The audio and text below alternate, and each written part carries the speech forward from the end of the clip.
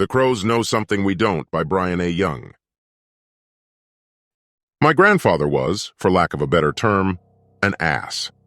Unfortunately, he suffered a lot of symptoms of what I often referred to as old man-itis. On top of the real-life ailments that forced him to live at home with us, his general abrasiveness made me avoid him like the plague. Growing up, this was something that deeply bothered my dad. He'd make it a point to tell me to go learn from your granddad. He'd say things like, "He won't be here forever," and "You'll regret not talking to him when you're older." And every time, I'd give a very non-committal, "Yeah, sure, maybe." When my grandfather's health started to take a turn for the worse, my dad started to proactively force these interactions. And after each one, I'd leave feeling annoyed. Slightly bigoted statements and complaints about how I wasn't living up to the family legacy were par for the course.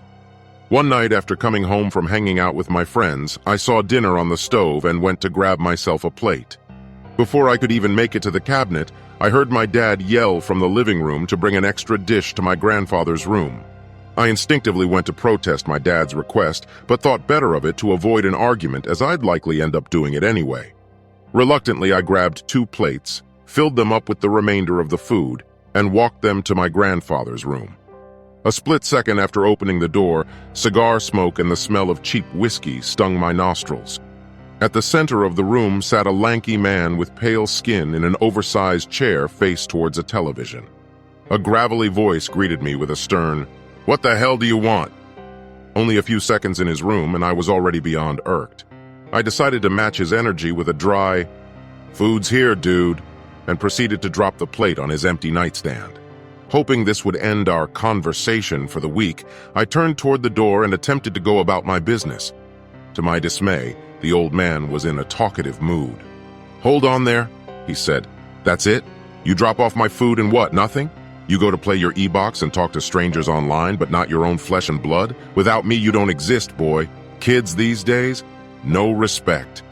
I rolled my eyes and let out a sigh. I turned towards my grandfather and informed him that I didn't know what an e-box was and that I wasn't in the mood to hear what the idiots on Fox News had to say, and that if it made him feel better, the people I was picking over him were friends I knew in real life. He spun around in his chair and scoffed. "Inconsequential," he spat. "Both of your parents know how vital our legacy is, and I'm the only one as interested in maintaining that." That was it. He had me. Knowing I'd regret it later, I engaged with the old man. "What legacy?" I half shouted. "What could you possibly be talking about? You're a veteran. My mom does real estate. My dad manages an office. None of those things are related to each other. What occupation could we possibly need to continue on? Even if there was a family legacy to maintain, I personally don't care to maintain anything." He shook his head and pointed a bony finger at me. "See this? Your father isn't man enough to tell you anything, and your mother wants to avoid it altogether. Of course, they leave everything to me." Despite his age and health, he shot up from his chair, pulled out a stool, and waved for me to come to sit down. I considered his invitation for a moment. I couldn't know what exactly he was referring to. Still, I was already invested in the conversation and eventually acquiesced to what I assumed would be another nonsensical rant. As I sat down, he took another 2 shots of whiskey and a puff from his cigar, and with a deep breath, he began to tell his tale. My grandfather started with the story of his family's farm. His family had come from poor beginnings, and he quickly learned that hard work was the only way to make it. All he knew growing up was getting up to tend to the farm, sleeping, and then getting up to work some more. The idea sounds utterly foreign to us today, but that was life for him and his family back then. Tough and monotonous, but simple. And yet, even in that simplicity, far from all the temptation and excitement of city life, uniqueness still managed to find its way home. My grandfather was very close to his mom. In a place like that, the simple pleasure of having a home-cooked meal and a shoulder to cry on when the work becomes just a little too harsh was valuable to a young man. Every so often, from the time he was a kid, his mom would come into his room after a hard day's work and tell him stories about the woods beyond their farm. She'd tell my grandfather about the beings that dwelled there, thin women that towered over people and stole their children, strange beings that mimicked people and animals. giant insects with intelligence beyond our own that feed on our fear. All this and more was ever present, not just in the woods, but in every dark corner of this earth. But even though these beings have roamed our world since before our species carved rocks into tools, he wasn't ever to worry about them. At the end of every story about a ghoul, animal, or evil person, there was one consistent message. He was always protected. He was special. "The crows are always watching you," she'd say. "They watch all of us with curious eyes. But you're rare. The crows do more than watch you, son. They love you. They know that you have a purpose in all of this. They will always protect what they love." When she'd finished telling her tales, he'd always hear that familiar caw-caw just outside his window. When he'd ask what his purpose was exactly, she'd just smile and point outside. "You'll see them in the trees, and they'll always guide you to where you're supposed to be," he remembered her saying. He became lost in thought for a moment. He muttered the phrase to himself repeatedly before snapping back and continuing on. One night, his father caught his mother telling him these stories, and he became violently angry. He rushed into the room, grabbed his mother by the arm, and whipped her towards him. He got nose to nose with the terrified woman and boomed, "What in the hell are you telling him these fairy tales for? You don't ever tell my son this bullshit, not behind my back, not in my house, don't you?" He paused to look at the young boy trembling on his bed. His gaze shot back to the now crying woman. "Look what you did!" The room went silent for a moment as he thought. Anger visibly welled up inside of him. The grip on his mother's arm tightened. Without warning, he dragged her out of the room, slamming the door behind him, cursing all the while. My grandfather could hear muffled screams and cries, and then nothing. He recalled spending the rest of that night sobbing to himself in the dark. The following day, he sat alone with his father at the breakfast table. A poorly made platter of eggs, bacon, and toast lay before him. Working up the courage to ask the obvious, his question escaped as a whimper. "Where's Mom?" His father threw the fork containing rubbery bacon onto the table. He pointed a calloused finger into the young boy's face. "She's not here," he stated. A deep breath followed, and he retracted his hand. "It was her decision to put lies into your head. So, for the time being, she's staying at Gran's house. That's it. We never speak on it, even if she returns." My grandfather knew better than to question his father, but deep down, he wondered if he'd ever see his mother again. He'd later find out that he never would. But on that day, he did as he had always done. He nodded, finished and cleaned his plate, and returned to work on the farm. That night, he lay in his bed, thinking about the stories his mom had told him. He looked out into the woods beyond the farm, thinking about all the things that lurked in the shadows. A familiar caw-caw rang out from just outside his window, and he remembered his mother's words. "The crows are always watching. They love you. They will always protect what they love." He couldn't explain why, but an urge came over him as he looked out into the woods. It was as if the trees were whispering to him, telling him to come out and meet an unknown fate. Almost mindlessly, he peeked his head out his door to listen for his dad's loud snores. After confirming the old man was asleep, he quickly gathered his jacket, flashlight, and hunting knife for the trek out. Silently, he crept out his first-floor window. He was careful to tiptoe until he hit the end of the gravel road leading to his farm and not turning on his flashlight until he was behind the wall of trees. Slowly, he made his way through the dark woods. He was unsure where he was headed or why he was heading there. His only guide was the dim flashlight and the faint caw-caws he'd hear in the distance. He remembered walking in those woods for what felt like hours. It was as if he was weaving between an army of tall wooden soldiers. He could recall tempting voices clearly calling out to him and large figures moving just out of the corner of his eye. Many times he wanted to turn and run. Part of him knew that if he dwelled in the shadows for too long, they'd surely consume him like his mother had warned they'd done to so many others. But every time that feeling rose to a fever pitch, a soothing flap of wings or caw-caw would remind him that he was protected for as long as the crows saw fit. And so he continued on, bravely walking into the dark until he hit a clearing. Taking the opportunity to sit down to rest, an ice-cold hand touched the back of his neck. Quickly, he spun around, throwing a wild punch at the figure behind him. He screamed and went for his hunting knife, telling whatever it was to back away. He went to shine his flashlight on the thing in front of him, and he was shocked to find a young girl no older than he was. The girl was wearing a large overcoat and had a warm smile. Soft-spoken, she introduced herself as Mia and walked towards him. Cautious, he held the flashlight between the two and kept a hand on the knife. He asked her where she was from, and she pointed vaguely in the direction he'd come from and claimed she was from one of the neighboring farms.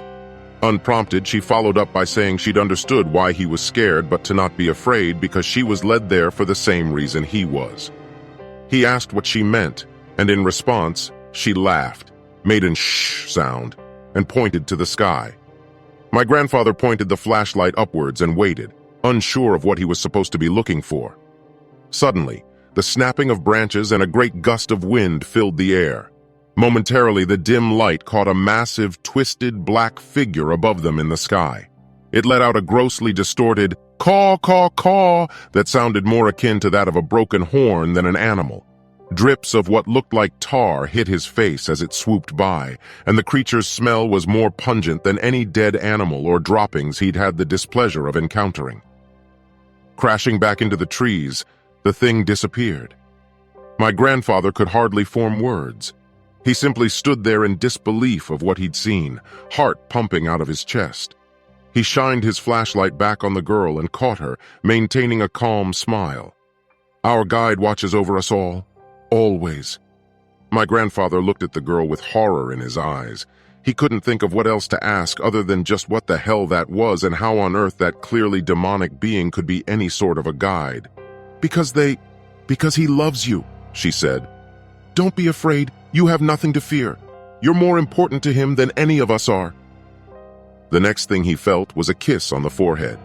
His mind became fuzzy, and the next thing he knew, her soft hand was guiding him through the woods back home. As they walked back, the shadows that stalked him earlier seemed further away now. The voices he'd heard before were little more than whispers in the dark. When he arrived home with the girl, the whispers had gone silent. Only the faint caw-caw remained in the distance. My grandfather still had many questions about his experience and what this all meant. Mia smiled and promised she'd be back daily to answer anything he wanted. All he had to do was meet her at the end of the gravel road leading to his farm. My grandfather agreed, and from there, not a single day passed when the two didn't see each other. Eventually, what started as something informative developed into something more. Mia would bring my grandfather strange books with texts he had never seen before. She'd show him pictures of the crows and other creatures. Their evening rendezvous would turn into casual chats in the afternoon. My grandfather would make it a point to go into town and surprise her with gifts. And should his dad ever leave for a day or two, he'd be so bold as to bring her into his home. One night, after my grandfather was led to believe that his dad was going into town for the night, he decided to bring Mia over. The two were going over the strange images and texts he'd grown fascinated with. A loud slam of the front door interrupted their readings. His father wasn't supposed to be home for another day, so it seemed as though someone had broken into their home. My grandfather told Mia to hide while he scrambled to find his hunting knife and meet the intruder. When he arrived at the door, he was surprised to see his father holding a half-empty bottle of whiskey in one hand and a revolver in the other. "Where's the girl?" he grumbled. "I don't know what you're talking about," my grandfather replied. "The hell you don't, boy. I know you've been sneaking out to see that witch. Black goddamn magic. In my household, no. Not here. Dad, it's not. Yes it is," he shouted before taking a long swig of the drink. "What she's doing, what your mother did, it's an affront to God. A black stain that I won't let my son be tainted by." Instinctively, my grandfather went to raise the hunting knife in front of him. But before he could put it between him and the old drunk, bony knuckles collided with his temple and he was on the floor. Trying to fight off the dizziness, all he could focus on was the voice of an unhinged man rifling through the various rooms in the house, shouting, "Where is she? Where the hell is she?" My grandfather stood to his feet to face his old man. He tried rushing him from behind, but in the ensuing struggle, once again found himself on the ground and receiving a steel-toed boot to the ribs for good measure. "I'm doing this for you, boy," his father yelled. "You don't get that you're a pawn in their fucked up game? As soon as they're done with you, they'll spit you out, leave you with nothing, alone to face the demons by yourself." As my grandfather writhed in pain, the sound of his father looking around the house continued, under every table, around every corner, inside every cabinet, until finally, the sounds of a screaming young girl hit his ears. Still trying to recover, he could only watch as his old man had a fistful of Mia's hair and was walking her outside, repeating, "None of the devil's blood will stain my home." With the last of his strength, my grandfather managed to force himself up just as the two made it out of the front door. Nearly doubled over in pain, he still managed to grab the hunting knife and move as quickly as possible to meet them outside. As his hand reached for the doorknob, his hopes of saving Mia remained strong until he heard a loud bang ring out into the air. He screamed as he fumbled with the doorknob, unable to get it open in his panic. Time slowed as the reality of what had just happened began to sink in. Mia was gone, he thought. His mind fought itself as he internally argued about whether or not to rush out and face his father or cut his losses entirely and run out the back door to save himself. But when another bang rang out into the atmosphere, that sorrow was soon replaced with confusion. His father was an excellent shot. Surely he didn't need more than one shot for one girl. When the third and fourth bang-bang pierced the silent night, followed by a man's scream, a pit grew in my grandfather's stomach. He knew something was deeply wrong. Taking a deep breath, he finally managed to unlock the front door. To his horror, the scene before him was unlike anything he could ever hope to comprehend. Standing in between Mia and his dad was a man-sized crow-like creature. The familiar pungent odor wafted through the air. The thing stood on two backward-facing humanoid legs. Long, pale arms with crooked fingers hung loosely at its side. Its scissored beak extended far past its body, and what looked like large molars were growing out of the sides. Most striking were those goddamn eyes. Massive balls of white with veiny strings of red led to a pulsating pupil.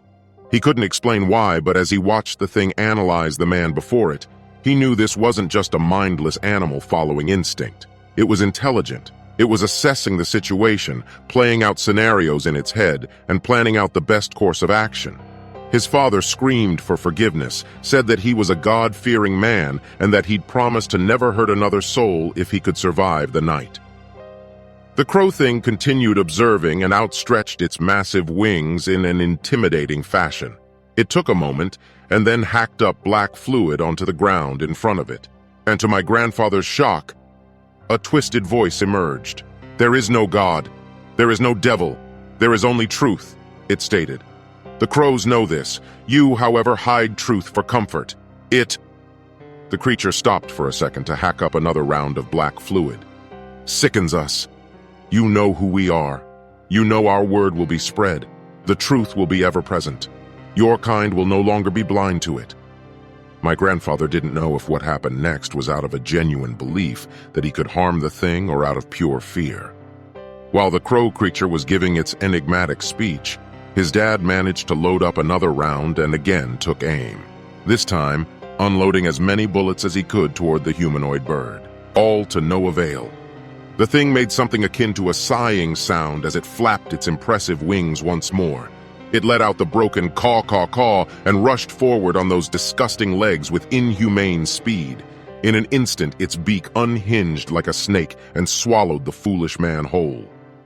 The last thing my grandfather saw of his dad was his legs disappearing into the thing's maw, an image that would be burned into his mind for the rest of his life.